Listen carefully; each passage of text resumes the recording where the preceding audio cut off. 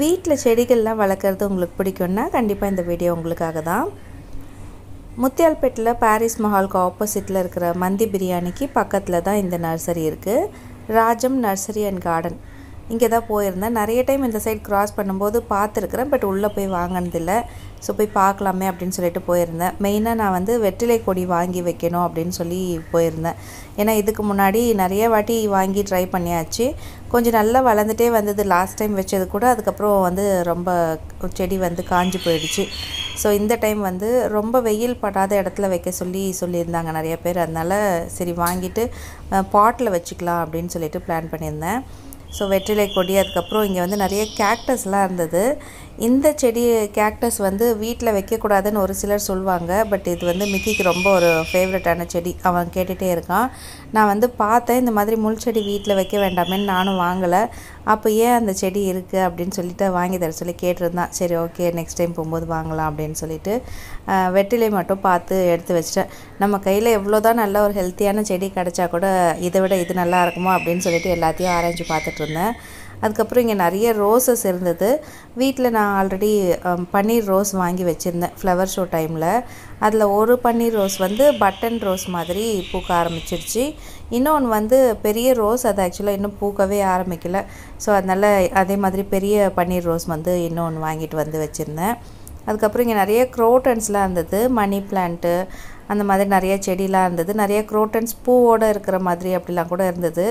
இவ்வளோத்தையும் ஒரே இடத்துல பார்த்ததும் எதை வாங்குறது எதை விடுறதுனே தெரியாமல் இப்படி அப்படியே ஓடிட்டு இருந்தேன் நான்.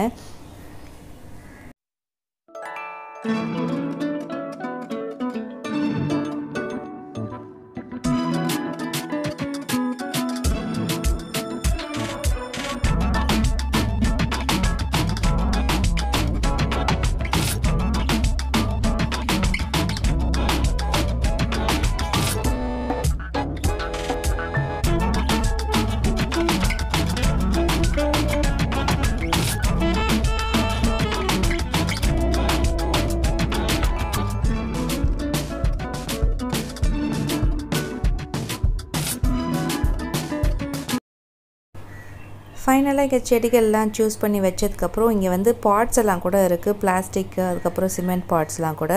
நான் வந்து மீஷோலேருந்து ரீசெண்டாக பாட் ஸ்டாண்ட் வாங்கியிருந்தேன். ஸோ வீட்டில் இருக்கிற பாட்ஸே யூஸ் பண்ணலான்னு நினச்சேன். பட் ஹஸ்பண்ட் வந்து எல்லாமே ஒரே மாதிரி இருந்தால் அழகாக இருக்கும் அப்படின்னு சொன்னதுனால சரி ஓகே அப்படின்னு சொல்லிட்டு ஒரு 5 பாட் மட்டும் இங்கேருந்து வாங்கிட்டேன். ஸோ அந்த பாட்டில் இதை வச்சு எப்படி நான் ஆர்கனைஸ் பண்ணுறேன் அப்படின்னு சொல்லிட்டு தனியாக ஒரு வீடியோ ஷேர் பண்ணுறேன். இந்த பிளேஸில் வந்து மண் கலவையும் கிடைக்கிது. நம்மளுக்கு நிறைய பேருக்கு மண் இல்லை அப்படின்னாலும் இங்கே வந்து ஒரு 25 kgs பேகு. ஆனால் அதில் வந்து ஃபுல்லாக வந்து மண் இருக்காதான். ஒரு 20 kg அளவுக்கு மண் வந்து ஃபில் பண்ணி தராங்க. 120 rupees சொன்னாங்க. இதிலே வந்து உரம் எல்லாமே கலந்துருக்கிறதுனால செடிகள்லாம் நல்லா செழிப்பாகவே வரும் அப்படின்னு சொன்னாங்க. இவங்க சேல் பண்ணுற இந்த மண்ணெல்லாம் இந்த மாதிரி ஒரு பாட்டில் போட்டு புதினா நட்டு வச்சுருந்தாங்க. சாம்பிளுக்கு தான் இப்படி தான் இருக்குமா. ஸோ உங்களுக்கு இந்த மாதிரி ஏதாவது ஐட்டம்ஸ் தேவைப்பட்டதுன்னா கண்டிப்பாக செக் பண்ணி பாருங்கள். ரேட்ஸுமே ரீசனபிளாக தான் இருந்தது.